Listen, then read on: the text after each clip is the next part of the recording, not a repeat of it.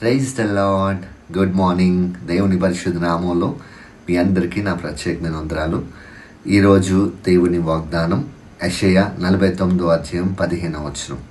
నేను నిన్ను మరువను. ఆమేన్. హల్లెలూయా.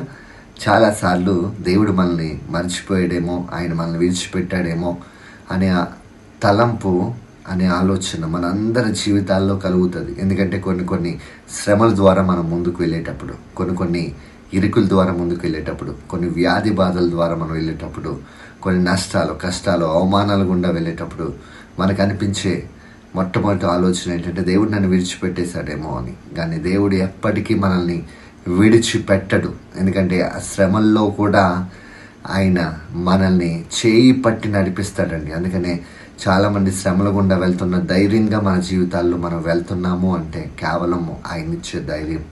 కనుక ఆయన మనల్ని మర్చిపోడు, ఆయన మనల్ని విడువడు.